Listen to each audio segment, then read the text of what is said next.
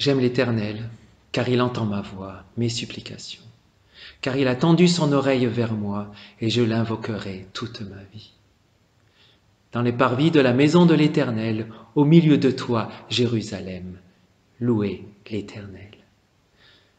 Chers tous, c'est avec ces quelques versets du psaume 116 que nous sommes accueillis pour vivre ce culte du jeudi saint. Alors non dans les parvis de la maison de l'Éternel, mais chacun à la maison. Cependant, où que nous soyons, recevons dès maintenant la paix et la grâce de la part de Dieu notre Père en Jésus-Christ. L'amour pour Dieu, témoignage du psaume 116, se manifeste ce soir dans nos liens fraternels les uns avec les autres. Ce culte est un culte du pôle FPF de Marseille et un maximum d'églises a participé pour animer la louange, proclamer la parole. Autant d'églises, mais autant de belles fleurs dans ce bouquet pour Dieu. C'est ensemble que nous allons cheminer, ensemble avec nos sensibilités différentes, mais unis autour du Christ. Alors que le Seigneur nous accompagne tout au long de ce temps de culte. Ô Seigneur, sois avec nous. Alors nous serons dans la joie, la louange, l'écoute de ta parole. Telle est notre prière. Amen.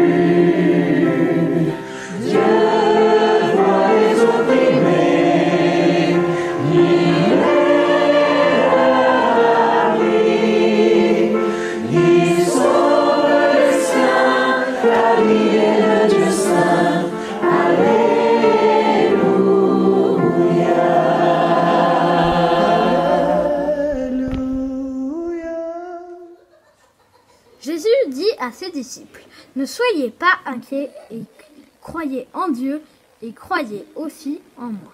Dans la maison de mon Père, il y a beaucoup d'endroits pour habiter. C'est pourquoi je vous ai dit, je vais vous préparer une place. Et quand je serai allé vous préparer une place, je reviendrai et je vous prendrai avec moi. De cette façon, vous serez là où je suis. Et le chemin qui conduit là où je vais, vous le connaissez. » Thomas lui dit, « Seigneur, nous ne savons pas où tu vas. Comment est-ce que nous pourrions connaître le chemin ?» Jésus lui répond, « Le chemin, la vérité, la vie, c'est moi. Personne ne va au Père sans passer par moi. Si vous me connaissez, vous connaîtrez aussi mon Père. À partir de maintenant, vous le connaissez et vous l'avez vu. » Jésus nous ouvre ce chemin d'amour. Ensemble, nous l'accueillons.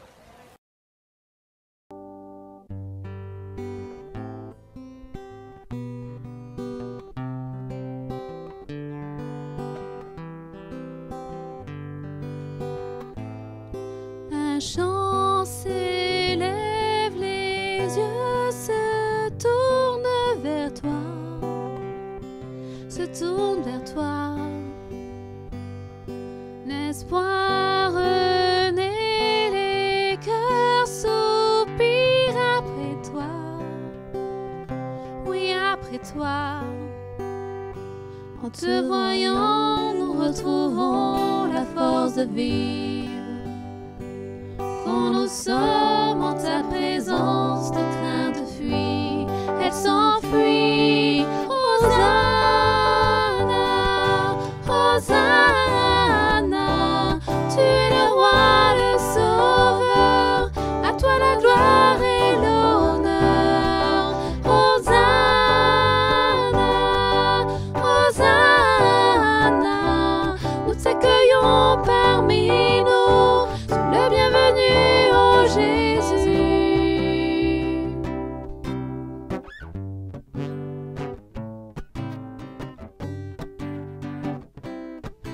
Entends le son des cœurs qui reviennent à toi, reviennent à toi. Dans ton royaume, les vies brisées sont restaurées,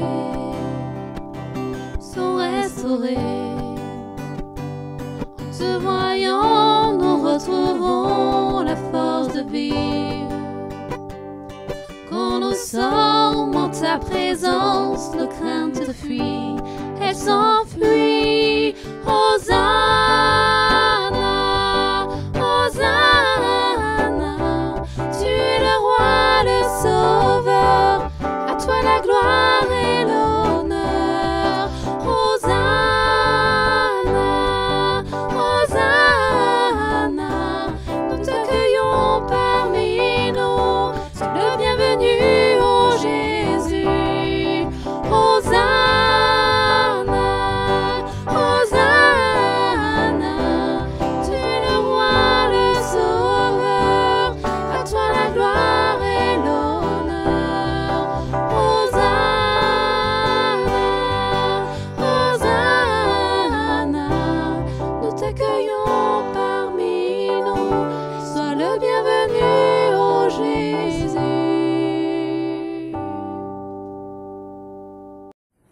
Lorsque Jésus a partagé son dernier repas avec ses disciples, il célébrait la Pâque juive. Ils ont ensuite chanté des psaumes ensemble. Jésus nous guide sur le chemin de la louange.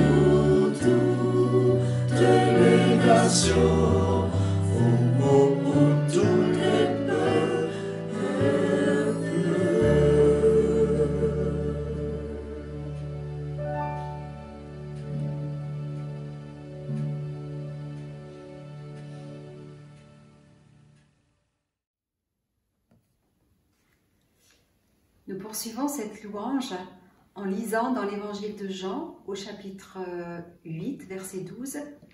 Jésus leur parla de nouveau et dit : « Moi, je suis la lumière du monde. Celui qui me suit ne marchera point dans les ténèbres, mais il aura la lumière de la vie. » Alors nous louons le Seigneur avec le chant « Lumière du monde ».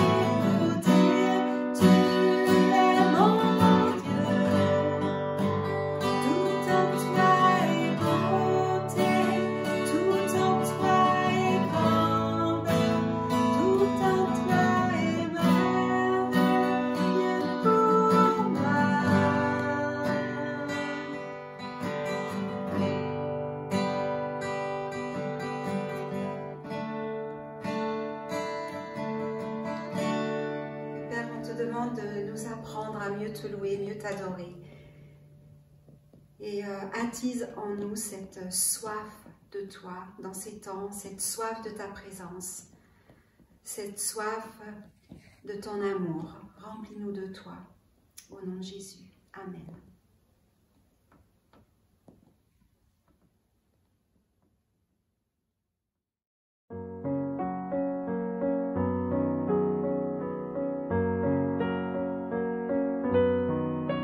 J'ai soif de ta présence, divin chef de ma foi, dans ma faiblesse immense, que ferais-je sans toi?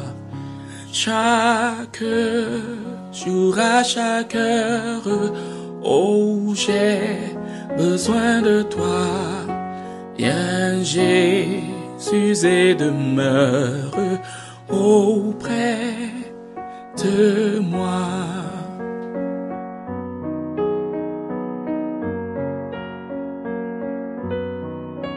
Pendant les jours d'orage, d'obscurité, d'effroi, quand faiblit mon courage, que ferais-je sans toi? Chaque jour, à chaque heure, oh, j'ai besoin de toi. Viens Jésus et demeure auprès de moi. Oh Jésus, ta présence, c'est la vie et la paix dans la souffrance et la vie à jamais. Chaque jour, à chaque heure, oh, j'ai besoin de toi.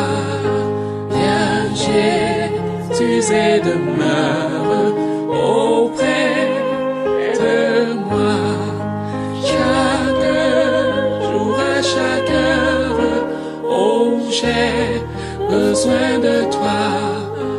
Viens Jésus et demeure auprès de nous.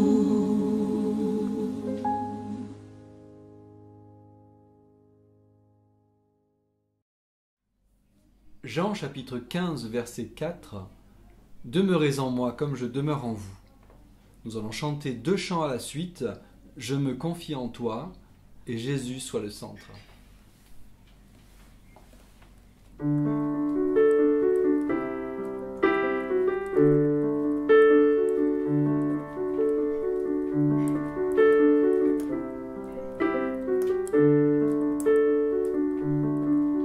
Je me confie en toi. Je sais que tu es mon Dieu. Mon avenir est dans ta sûre main. Oui, dans ta sûre main. Je te bénis, Seigneur. Tu es mon puissant sauveur. Oui, ton amour pour moi durera toujours. Pour moi durera toujours.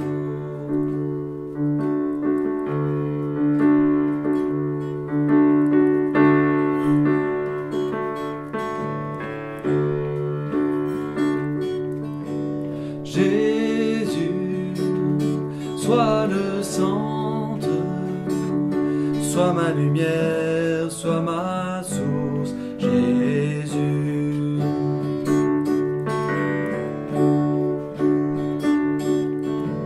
Jésus, sois le centre, sois mon espoir, sois mon chant. Jésus, sois le feu dans mon cœur, sois le vent dans mes voiles, sois la raison de ma vie. Jésus, Jésus.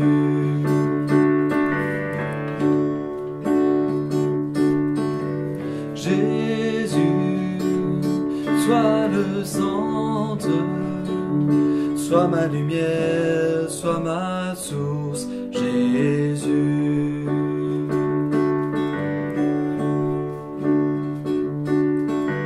Jésus, sois ma vision, sois mon chemin, sois mon guide. Jésus, sois le feu dans mon cœur, sois le vent dans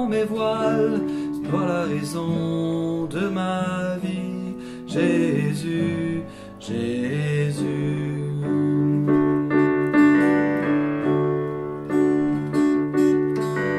Jésus, sois le centre, sois ma lumière, sois ma source, Jésus.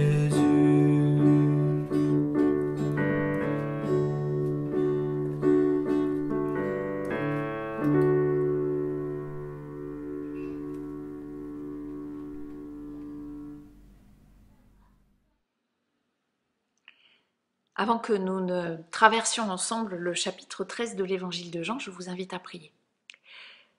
Seigneur, ta parole est une eau fraîche dans nos déserts et nous avons soif de cette eau fraîche. Alors aujourd'hui, c'est toi que nous demandons à toi et nous te demandons de nous accorder ton Esprit Saint pour que nous puissions vraiment entendre cette parole que tu as préparée pour nous. Amen. Depuis quelques semaines, je crois que nous faisons tous l'expérience des liens qui nous unissent les uns aux autres. Comme chaque fois que quelque chose nous manque, nous en éprouvons la valeur.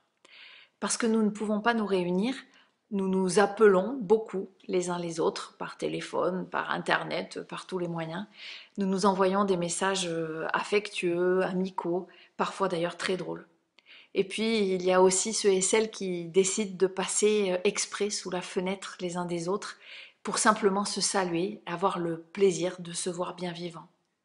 Des façons toutes simples finalement, de dire ce que nous aurions bien du mal à mettre en mots. Nous mesurons, il me semble, tout ce qui habituellement se dit lorsque nous nous rendons visibles.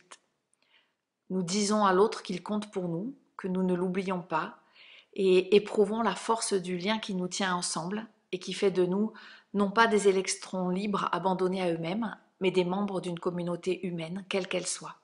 Une famille, un immeuble, une école ou une église. Et nous savions bien tous combien ces liens sont importants pour nous aider à vivre, et aujourd'hui, plus encore, pour nous aider à ne pas tomber dans le précipice d'angoisse qui s'ouvre sous nos pas. Personne ne sait ni quand ni comment nous ressortirons de cette aventure. Mais pour la traverser, nous savons qu'il faut rester ensemble et nous tenir les uns aux autres.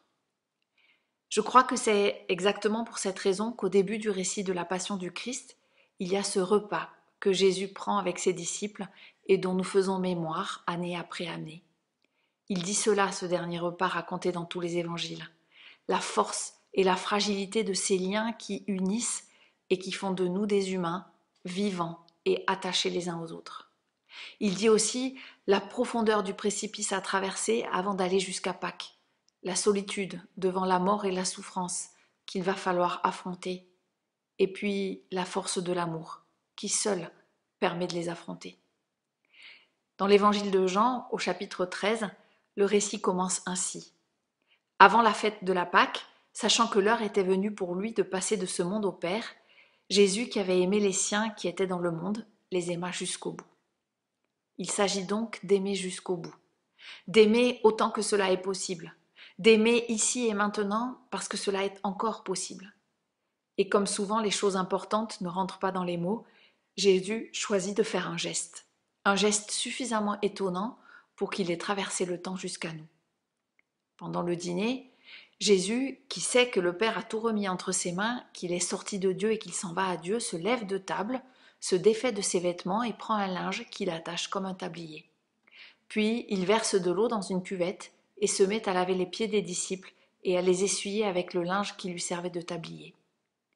C'est donc un geste de serviteur, un geste qui prend soin de l'autre là où il en a besoin et qui le touche au sens propre comme au sens figuré.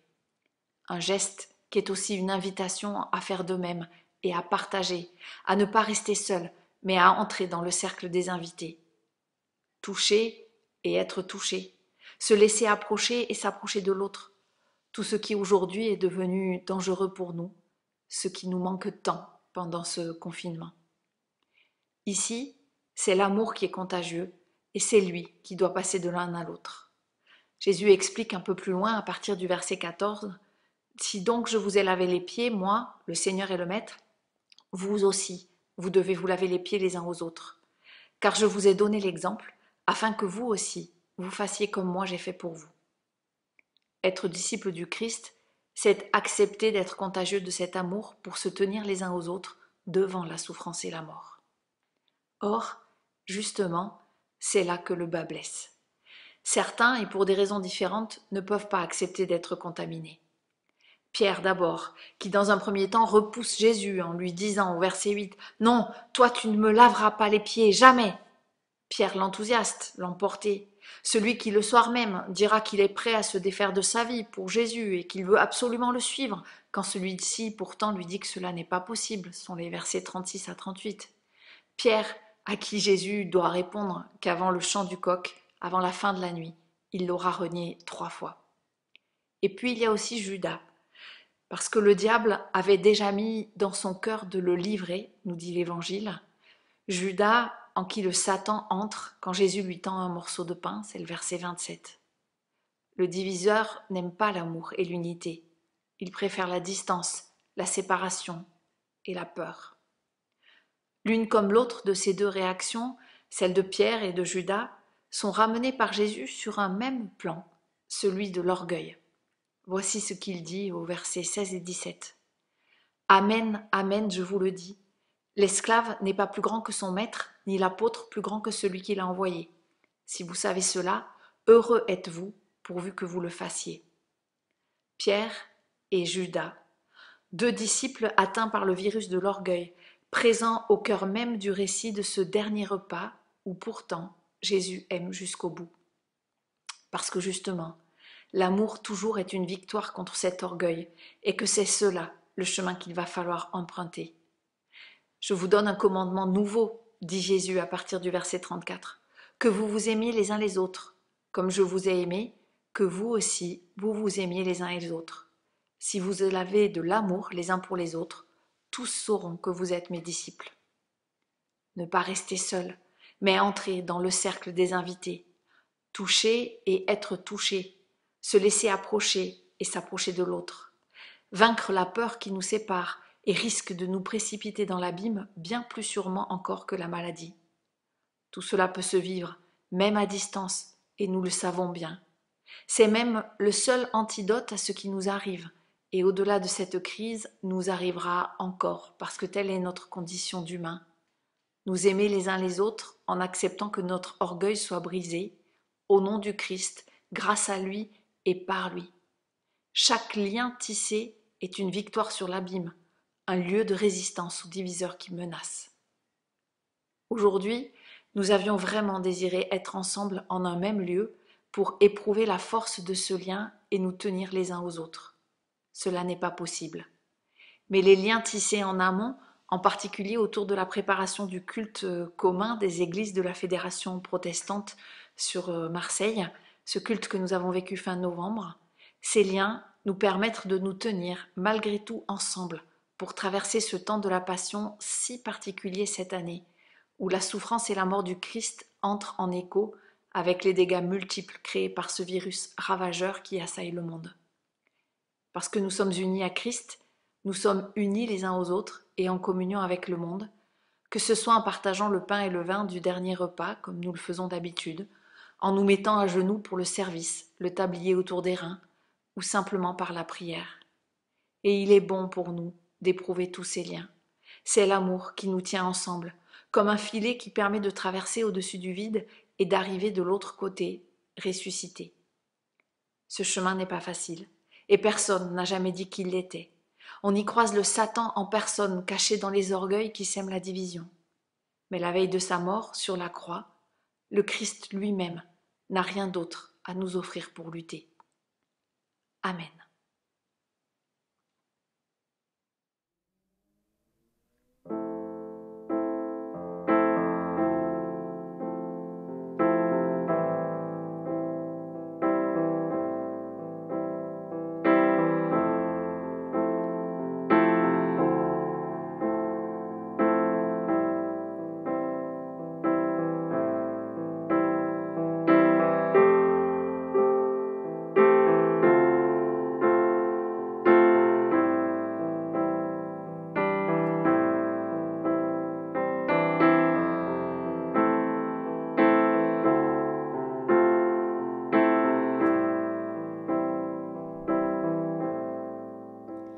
Me voici, je m'abandonne, premier des pécheurs, dernier des hommes, né de la poussière, aimé d'un roi, le roi de l'univers, aimé de toi. À genoux, mon cœur se noie quand je contemple la croix, et j'élève les mains pour lesquelles tes mains furent transpercées, et j'élève mon cœur pour lequel ton cœur dut s'arrêter, et j'élève ma voix, le fruit de mes lèvres comme un chant d'amour pour toi. Me voici, et ma vie commence, moi qui méritais la mort pour sentence. Mes chaînes sont brisées, mes murs s'effondrent. Tu as tout changé en une seconde, et toujours mon cœur se noie quand je contemple la croix, et j'élève les mains pour lesquelles tes mains furent transpercées, et j'élève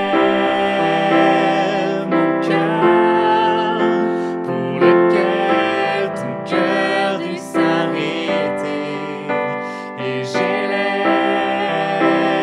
ma voix, le fruit de mes lèvres comme un chant d'amour pour toi.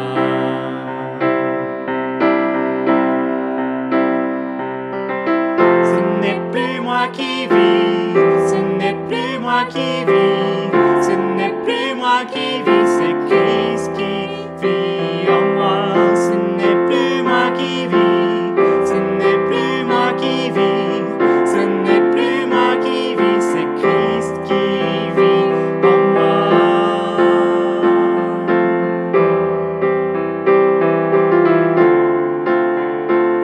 C'est Christ qui vit en moi.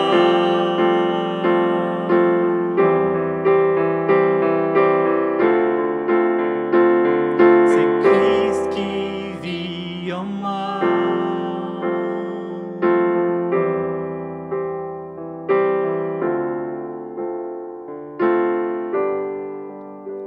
Et j'élève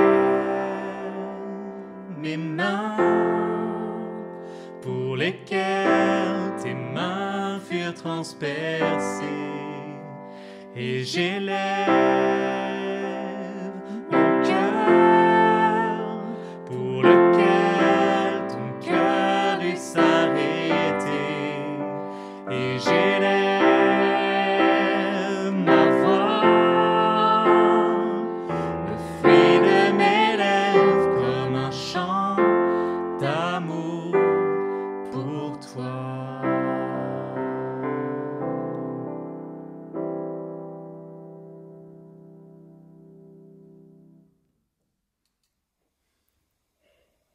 Nous poursuivons notre culte par un temps de prière pour notre unité et nous le faisons avec la prière de Jésus qui se trouve dans l'évangile de Jean, chapitre 17, versets 21 à 22. Et je vous propose de lire dans la traduction Parole de vie. Que tous soient un. Père, tu vis en moi et je vis en toi. De la même façon, que tous soient un. Ainsi, le monde croira que tu m'as envoyé. Et moi, je leur ai donné la gloire que tu m'as donnée. Alors, ils seront un, comme nous sommes un, moi en eux et toi en moi. Ainsi, ils seront parfaitement un. Alors, le monde saura que tu m'as envoyé et que tu les aimes comme tu m'aimes. Alors, je vous invite à prier. Merci Père pour ta vie qui coule en nous comme une sève d'amour. Merci car ton amour est le même qui te liait à ton Fils et qui l'animait. Le même amour que tu offres à l'humanité entière, hier, aujourd'hui et demain. Nous voulons faire nôtre cette prière de Jésus, mais sans ton esprit, nous ne pouvons rien faire. Alors viens à notre secours. À genoux devant toi, pardonne-nous toutes les fois où, consciemment ou pas, nous agissons dans le sens opposé à l'unité, celui de la division, centré sur nous-mêmes, nos idées, nos projets, si souvent aveuglés par notre orgueil, dont tu as horreur, nous égarant sur des chemins tortueux, remplis de pierres, de racines, ces racines d'amertume menant nos pas devant un mur, la voie sans issue du non-pardon. Oui, nous recevons à nouveau ton pardon, car ton pardon nous fait vivre, ton pardon nous fait revivre. Nous pardonnons comme tu nous pardonnes, obéissant ainsi à tes enseignements. Pardonner à l'infini, 77 fois 7. Nous croyons que notre unité spirituelle dépend avant tout de notre relation personnelle et vivante avec toi, qu'elle est à l'image de l'unité existante entre le Père et le Fils.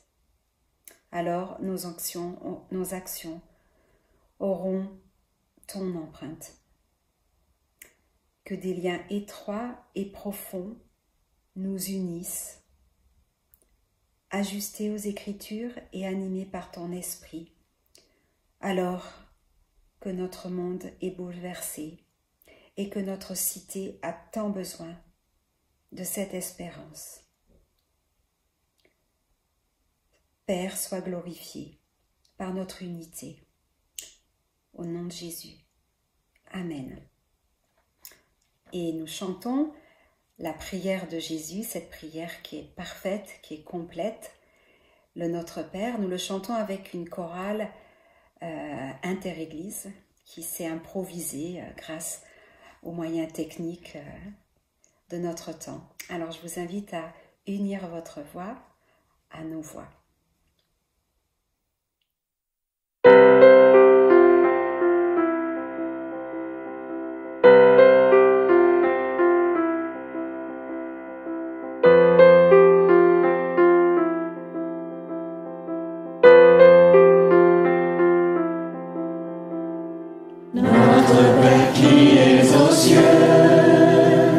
Que ton nom soit sanctifié,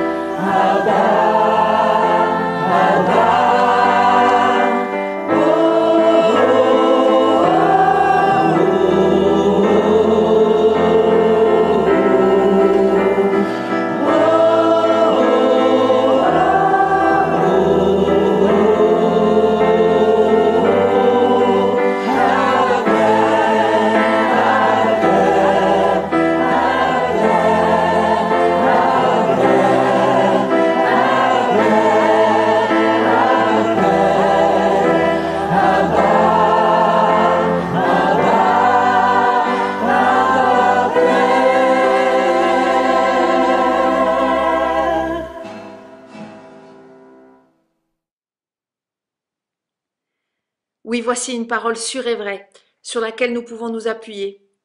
À ceci, nous avons connu l'amour. Jésus a donné sa vie pour nous. Nous aussi, nous devons donner notre vie pour nos frères et sœurs. Que la grâce du Seigneur Jésus soit avec chacun d'entre vous. Amen.